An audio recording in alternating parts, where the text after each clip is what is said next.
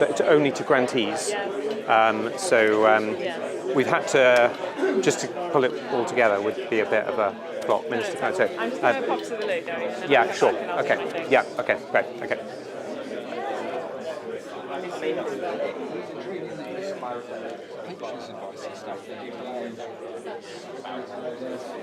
But it's basically what you can do in the condensed time.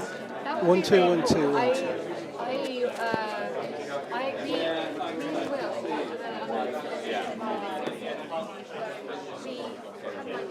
As you see in like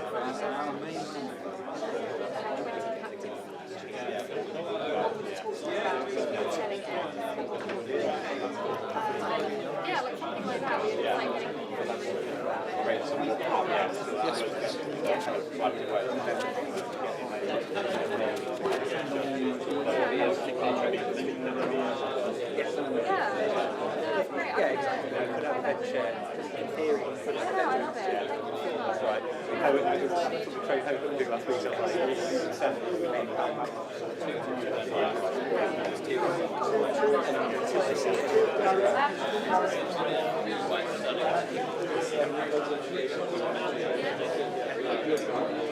Yeah, we had one impromptu like. So you should just have colour bars on there now. And then as soon as it starts, Really? better than everything sort of always goes down. If you give us like I'll give you a 3 2 1. Yeah. Where is she? She had to nip off to a certain room, I laboured the point that yeah.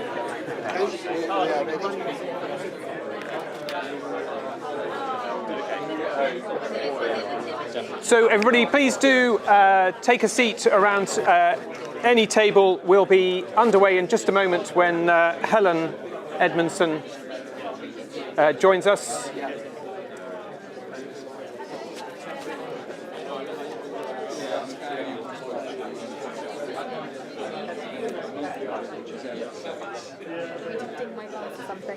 Sorry? Do you want me to ding the glass? We're still just waiting for Helen, so that's the rate limiting thing. Very good. So, but when I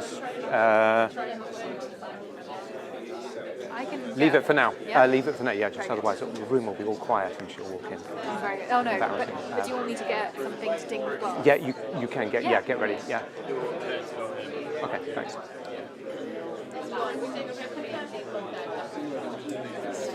If you ask her to stand, and if you stand so that you're not in there, because that doesn't look good. Okay, so don't have the screen in your eye.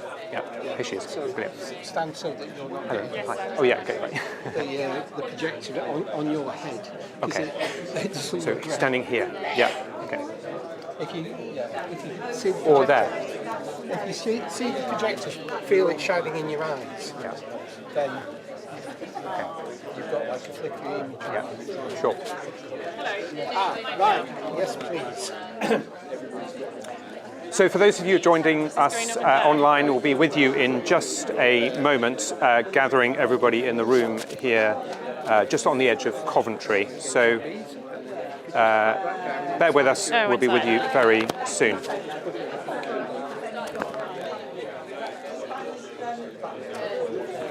Right. Do you want me to do it? Just wait a second. In a minute, yeah.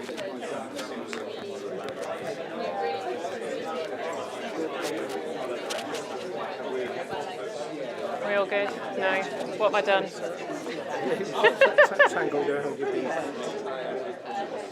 I'm struggling with this. I've got it on. Shall I get? And we all good? Good. Oh well, never mind.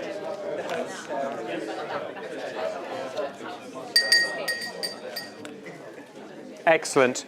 Thank you very much for joining us this final session. It's great to hear the buzz that there has been in the room here throughout the day. Welcome to those who are joining us virtually, grantees from rounds 1 and 2, as well as a few from this third round who weren't able to make it to Coventry today. So, as you will be aware, Mary Cray, who's Parliamentary Under-Secretary of State at DEFRA, our Minister for Nature, had it in her diary. She was very quick to accept the invitation to speak to us today, but she's unable to make it, unfortunately, today. We're actually, I think, only a few miles from her constituency, so I know she'll be particularly disappointed because she wasn't able to meet us here in Coventry today. But Helen Edmondson, who's Deputy Director for Green Finance at DEFRA, has been with us through the day, and I know was right at the heart of getting the NERF programme going and has been looking after it. So I'm going to invite Helen Edmondson now to tell us about all the work, how all this work that's happening around with this round 3 of the Natural Environment Investment Readiness Fund fits into the broader leadership of DEFRA on green finance. So over to you, Helen. Great. I'm not sure I'm going to be able to do all of that, actually. Yes, hello, everyone. I'm Helen Edmondson, as Bruce said, Deputy Director for Green Finance. Minister Craig does send her apologies. She was very much looking forward to today. So sorry you've got me instead. Hopefully not too disappointing, though. Before I kick off with some thoughts, I would just like to say thank you to you, Bruce, and Ecosystem Knowledge Network. I'd like to give you a bit of a... Oh, it's very kind. Oh, people are not around. Thanks. And also partners with the Green Finance Institute. Phoebe, you've been amazing.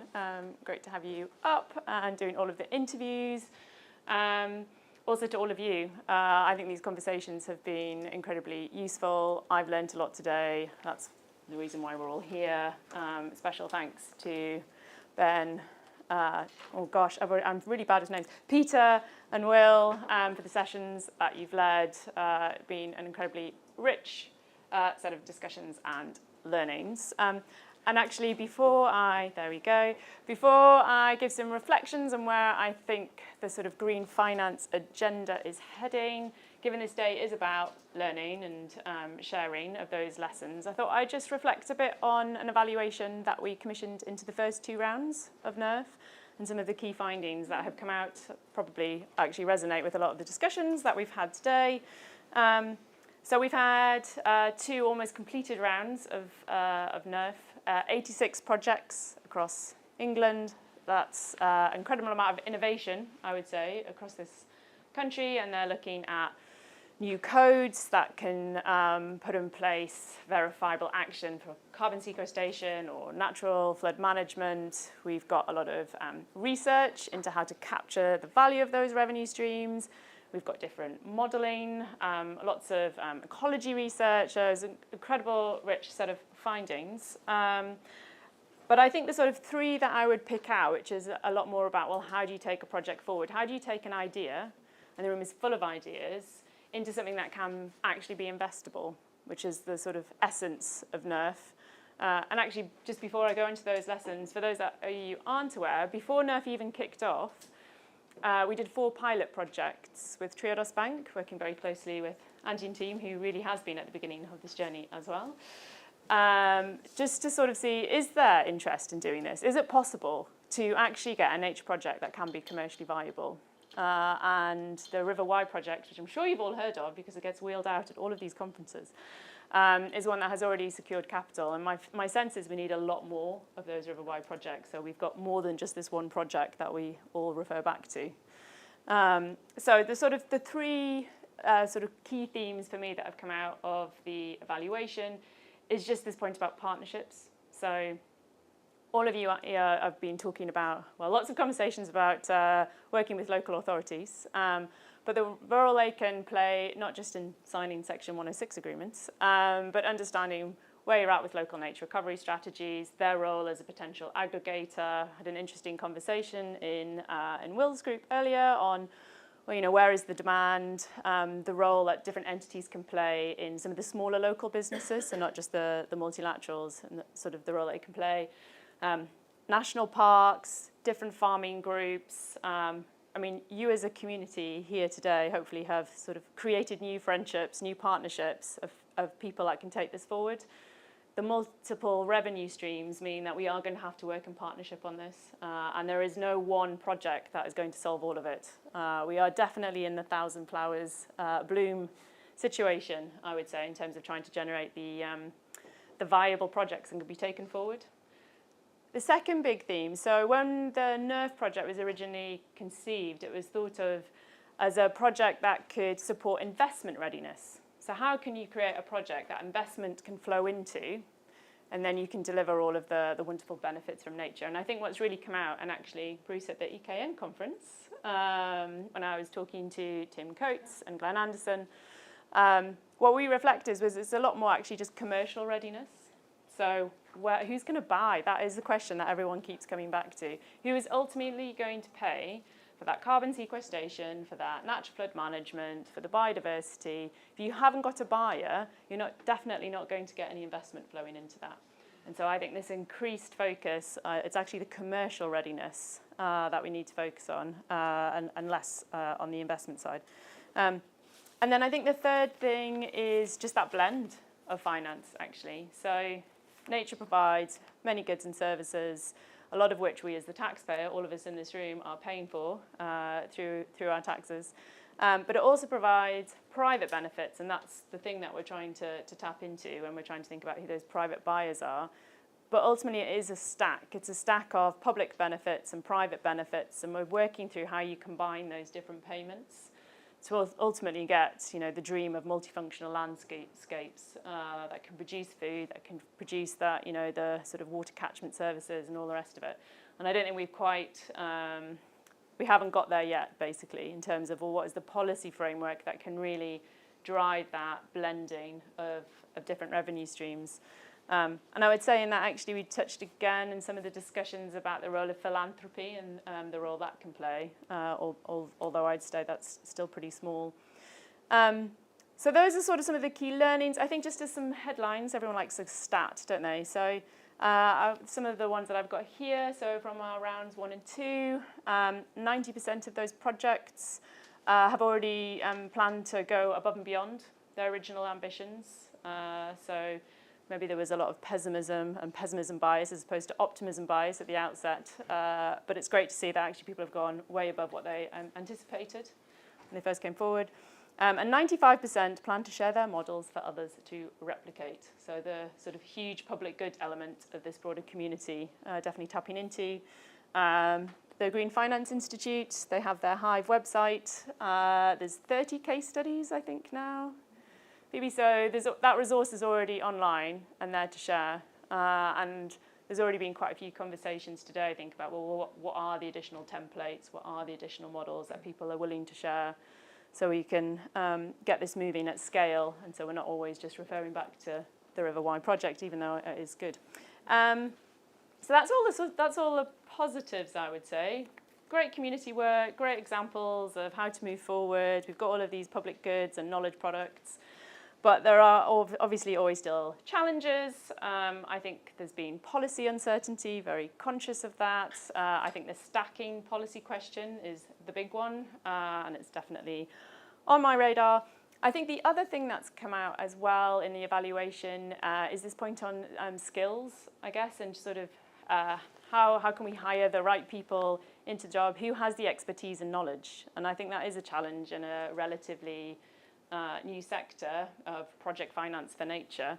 Who are the people that we can go to? Who actually has this knowledge about how to bring it together? Are there enough of them? Are there enough ecologists who can also speak on the finance side? Are there enough finance people who can actually speak to the ecologists? So again, we're sort of in that implementation stage of, building the aeroplane, or the other one that I've heard today is putting the train tracks down while the train is right behind you.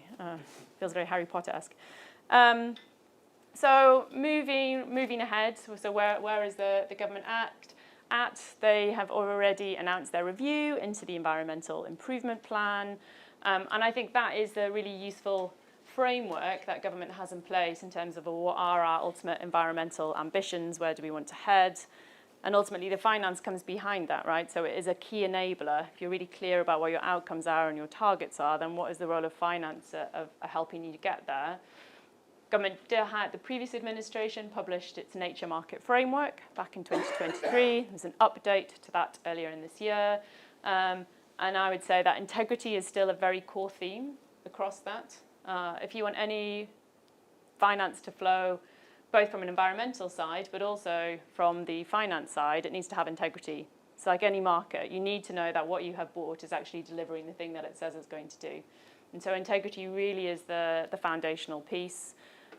We are still pushing ahead with our British partnership with the British Standards Institution. They launched their biodiversity standard just a couple of weeks ago. I think actually alongside the biodiversity COPs. So that was a good, this is what the UK is doing, this is what we're doing internationally.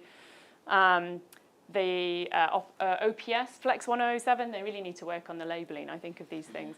So the operational principle standard, that is going to be coming out early next year. We've got the biodiversity one. Carbon is coming shortly, also looking at nutrients and community benefits. So there is these suite of standards, and recognising that in and of itself could be quite confusing. There's also would I call it a toolkit? I'm looking at Meg here. A toolkit. A navigation toolkit, there we go. It's a sat-nav for the BSI principles. So all of this is coming together, but we recognise obviously standards is just one piece of how does a market framework ultimately operate with integrity. And at the climate COP, it was announced that the UK government announced 6 principles around voluntary carbon and nature markets with a view to consult early in the next year about, well, what does that actually mean? So if we have our high-level principles about what integrity looks like from the supply side, from the demand side, from how these markets should operate, and then consulting on, well, what needs to be true for those principles to be implemented. So obviously the BSI will be a core component of the supply, but more broadly, how do you assure yourself against these standards, for example? So do look out for that consultation early in the year. All of your expertise about what you need to see to actually get this to work is going to be critical. So integrity is really key. I think on the demand side, this is the real challenge and potentially the elephant in the room, although we can all see the elephant, it's not hiding. If I think about where the demand is coming from at the moment, I sort of have these 5 categories in my head. One is, well, you have to. So that is your biodiversity net gain, and that is your nutrients. It's here. Been here since February. I've heard lots about some of the teething and implementation challenges. Keep feeding that information back. If we don't know about the challenges, then we can't fix them. Second, I would say, is nature-based infrastructure. And again, we've heard a lot about that today, whether that's sustainable urban drainage or natural flood management. The third, which I think is increasing, is business resilience. So again, people starting to recognise, partly actually through sustainable finance disclosures and requirements, that there is a risk if you continue to operate in a certain way and you're destroying your underlying asset, which is the natural environment and the water catchment areas, etc. So that I think is the third driver where we're seeing some increased interest, especially across supply chains. Third is philanthropy. And straightforward CSR, which actually in the nature side is still very small compared to other sectors. And then the fifth being these voluntary carbon and nature markets, so often corporates that have net zero claims, and they're looking to offset their residual emissions. We've seen lots of concerns about integrity on that, which is partly why obviously these principles were announced just a few weeks ago. But out of those 5, really it's only the first one where people have to do it. The rest they're really quite voluntary. So this is another area that we're just working through at the moment. How do we create additional incentives for folk to actually pay for the nature that they're using at the moment, or indeed the benefits that they're getting from the natural environment? So I think apart from that, I don't have anything else I wanted to add, Bruce, but I can take any quick questions. I have to leave very promptly at 5, but can take other questions offline as well. But just, one final thing to say, a massive thank you to all of you for coming today and sharing your stories and the innovation that you are all taking forward. And NERF, I know, is only a drop in the proverbial ocean, but hopefully it has been helping to stimulate that innovation. Great, thank you so much, Helen. And I think, there's a sense of partnership with staff in different parts of DEFRA Group, obviously not just sort of DEFRA Central, but Natural England and Environment Agency. It all feels like we're working towards a common purpose. A few minutes now for questions. Tom, is there something you wanted to say before? You can't ask me a question, Tom. That seems really unfair. Incredibly awkward. I was just going to say to everyone, thanks for coming, but also we know that with the election period we weren't able to formally announce your grants, but we are publishing a blog tomorrow which will basically have a list of all your projects officially in the public domain, which you can share with folks to say you are a NERF grantee, etc., which we hope is useful for you guys in some way. Great. For those online, NERF 3 will be visible publicly tomorrow. We'll just repeat the questions that we get just for the benefit of those online. Yeah, well, it's just a reflection and suggestion, really, because something that Jenny said earlier sort of piqued my interest about facilitation, because I mean, out in the region, in the southwest regions, we've got 13 landscape recovery schemes. Everybody's talking about green finance. It all gets very messy. So our NERF 3 is looking to pull together 5 landscape recovery schemes and 3 other clusters. And I mean, this sounds a bit big-headed. It doesn't mean to be, but I think us in this room could be leaders to some extent out in the regions on green finance. But I think we do need that, having more resources, not just money, for that facilitation amongst up-and-coming projects would be hugely helpful, just to knit everything together and pull expertise in the regions, but also national expertise, because it's just so messy out there. And I think this programme could take a bit of leadership on that and sort of create a lasting legacy, would be my suggestions. Thanks very much. This question on facilitation, bringing people together regionally, in catchments, etc. Helen, anything you want to say in response? That sounds great, and I would say I've heard that phrased in a few different ways, but just I guess it's this is all about relationships and people on the ground. Like, nature is so local, and just trying to draw on lots of different areas of expertise. Even I think when we visited I know you didn't go, did you, May? We went to Glendamachan, and I think it was the Love Windermere partnership, and they played that facilitation role of bringing together all of the different interests for that particular area. So I completely agree, there's that key role for who is the deal maker, or who is the person that can bring all of this stuff together. And my sense is in different parts of the country, it's sometimes different folks. So it might be Nature North, it might be Greater Manchester Authority, like depending on what the challenges are or where the biggest opportunities are. And I think some of the farm clusters that we have seen emerging, they're also talking to each other as well. So I think you're right, there's something about this NERF community. If there are sort of different cluster approaches, there's different legal models within those clusters as well. Some are just informal, how do we talk to each other and share knowledge? Some are much more formal, and Tim's already left, but KICS, they're like proper legal structure that's in place. So I think it's also just sharing the different models that can be rolled out as well. And explaining all the acronyms community interest companies. Can I just make a comment? Jenny. Thank you. Just to say that the role of facilitator has been widely researched. In fact, DEFRA, from the projects that we did a long time ago, partnership projects, that DEFRA found the facilitator in 2013 was the most cost-effective mechanism by which you could join everything up at a local level. And that's over 10 years. We've got over probably 12 different research papers that show the role of a facilitator. And we've also got a 3-module course that's been developed independently by ex-forces personnel to put any organisation on as a rural facilitator. It's just absolutely brilliant, and as you say, it doesn't matter what badge you wear, it's the approach and the skills that you have to engage everyone. It would save the government so much money to put in these facilitators. But anyhow, just to say, if you did want some evidence around that That would be great. Have quite a lot of it. Yeah, so thank you. let's talk. Great. Over here, you say where you're from? Andy Bray from Calder Rivers Trust. Helen, thanks so much for coming today and being part of the discussion. Challenging question for you probably. What percentage of the funding that's required for environmental improvement, nature restoration stuff, do you think is going to come from the private sector? What's a realistic percentage? I mean, how long is a piece of string? I mean, I think just sort of if I go back to where I think we are now, so when France headed up the G7, they commissioned the OECD to do a bunch of research into different flows of finance and where it's coming from, public, private, philanthropic, ODA, official development assistance in the case of lower income countries. And they basically came out with the view that around 90% of money that flows into biodiversity in the sort of loosest classification was public money. And only 10% came from the private sector. And I guess there is a reason for that because of the sort of public good element of the natural environment.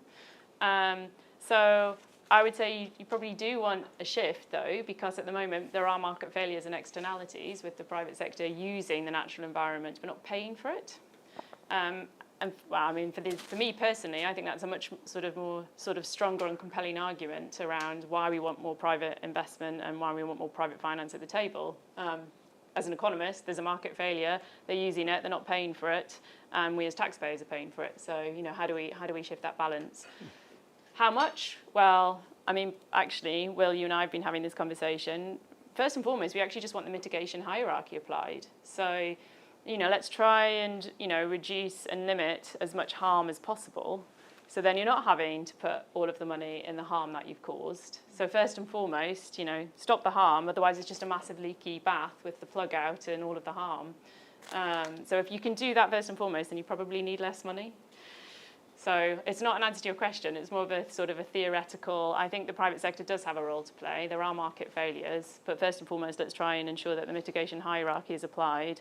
And then all of the sort of residual impacts and the pollution, all economic activity causes some kind of harm. How do we do that in a minimal damage way as possible? And markets can provide an efficient way of allocating that resource, but it's not right all the time. You might need to use some other levers. Great. I think on that note, we need to say thank you so much, Helen, for your leadership of the team at DEFRA, obviously working with the Natural England and the Environment Agency. We value the support you give. We're going to just now move on to our final pair of conversations, final interviews with two projects. Hannah Murray from the Green Finance Institute is kindly going to lead those. Helen, we just need to transfer microphones across to these three. And so just a brief pause while we sort out microphones, and we're on with our final part of the day. Hannah's guests, would you like to come up now? Great. Would you like to put that on first, Digby? And then I can give you this one as well.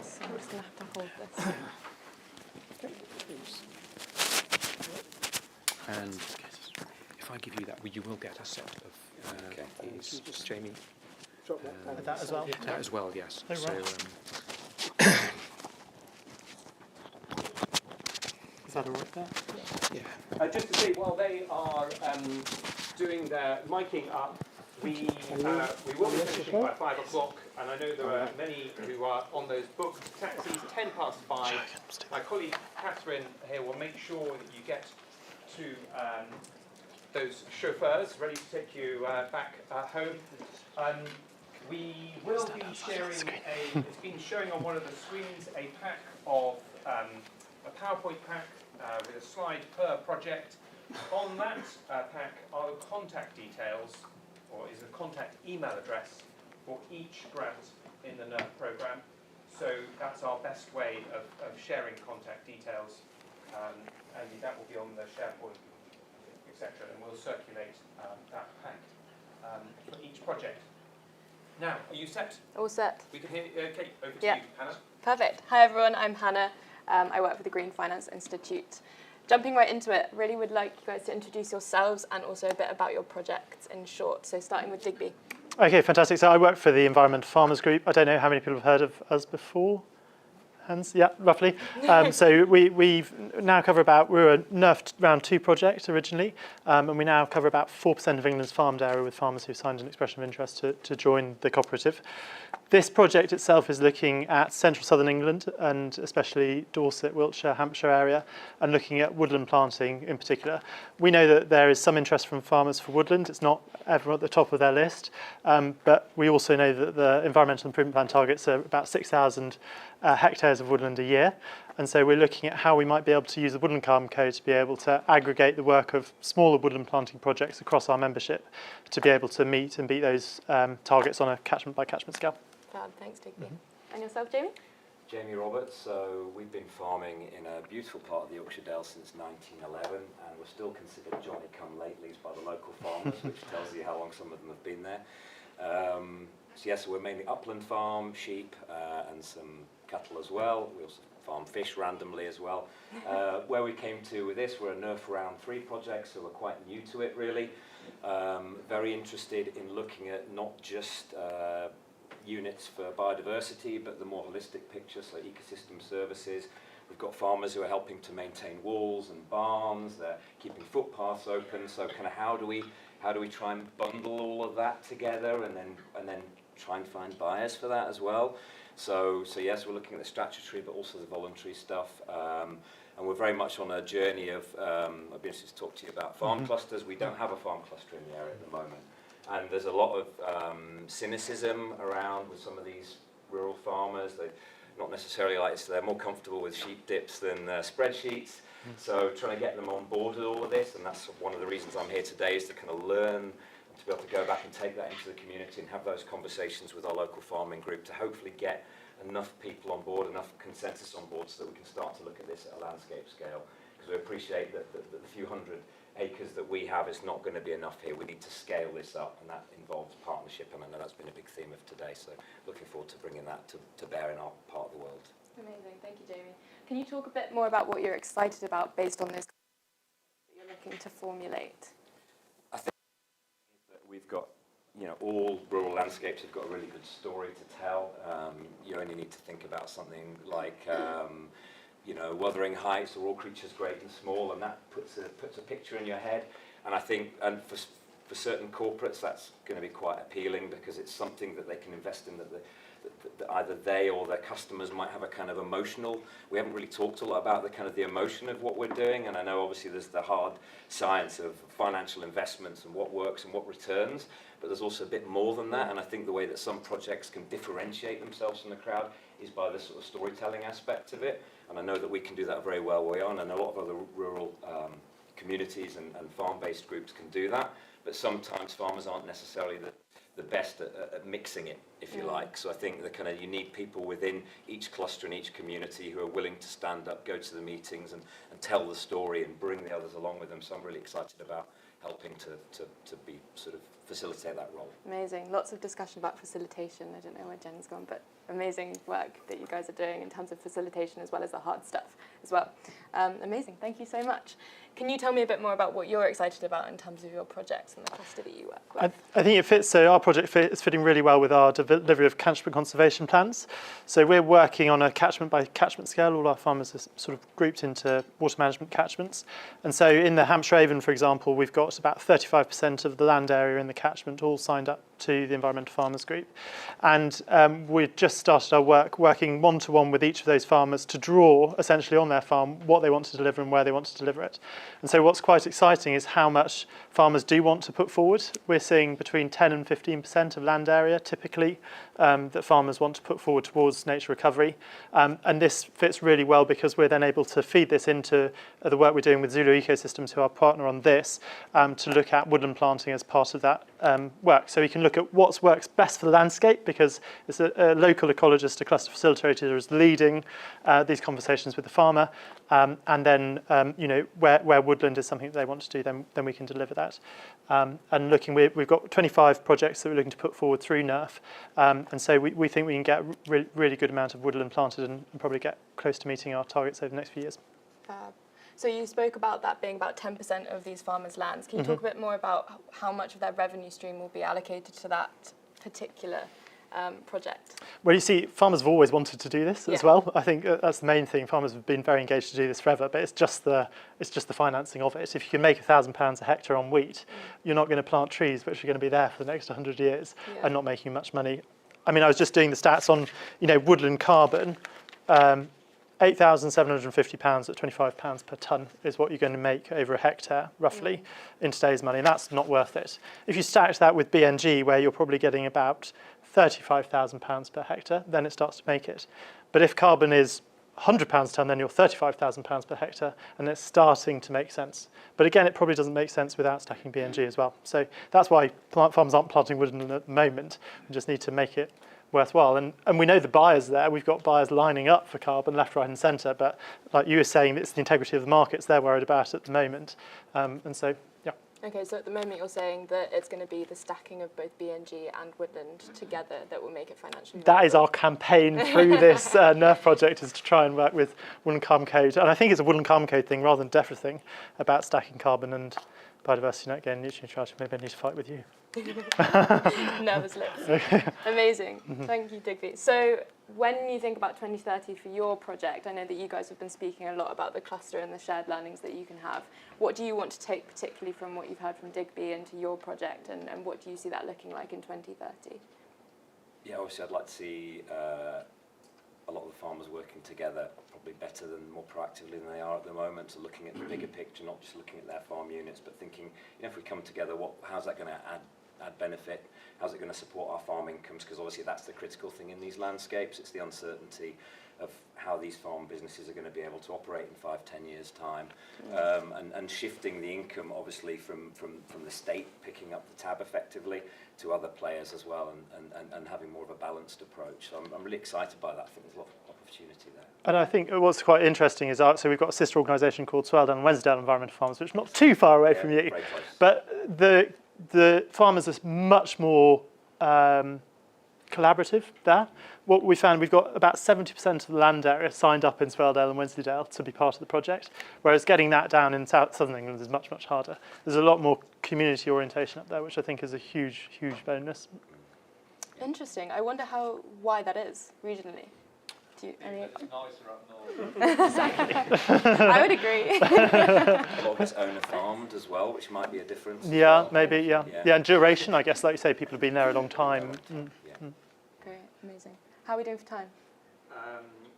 Need to wrap in a minute or two. Wrap it up, perfect. Any questions from the group before we wrap up? Yes? Can I just ask, on the question, and this is perhaps a wider question, I don't want to put my foot in it, but on the question of carbon and biodiversity on woodland, what is the reasoning that the additionality isn't allowed? Perhaps it's a different question. Yeah, I think the concept's flawed, because essentially the idea is that you have an ecosystem, you have ecosystem services that you provide over that parcel of land. So I don't understand the reasoning behind it. I specifically don't understand why, for example, like nutrient neutrality in a wetland, you would allow BNG and nutrients, but then not carbon. Exactly, yeah. Yeah. No, I agree. Just wondering if you could repeat that question just for the benefit of those who might be watching a recording. Yeah, of course. So it was the question about whether you can kind of stack the benefits of BNG and woodland carbon and nutrient neutrality in the same kind of regions. I think it was touched upon in the legal or the tax discussion as well a little bit, so that's kind of a debate that's ongoing. I don't know if you had anything to add to the question. No. I'm happy to fight on it. You've got to be very careful how you phase it and how you structure it. Mm-hmm. You can do it, but you have to be careful in how you phase it and structure it, is the answer to the question. And the debate is ongoing, and this is why we're all here to discuss this together. So yeah, thank you so much. By way of wrapping up, thank you guys so much for coming today. It was really nice to meet you all in person. Quick plug from me, you should have got an email from Andy. Thank you very much, Andy, wherever you are, for sending that out. We are running a survey for all of the NERF projects that will basically bring a map onto the Hive website for use of businesses to look at your projects and potentially do partnerships in the long term.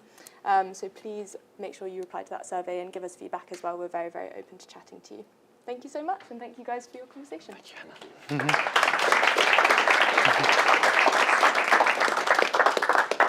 Great, thank you. I never quite thought that we'd be talking about the emotional aspects of NERF grants today, but there we are. It's time to close now. Thanks so much for being part of today, and as I mentioned, we'll send round those slides that contain contact details so you can all connect more easily with each other. But of course,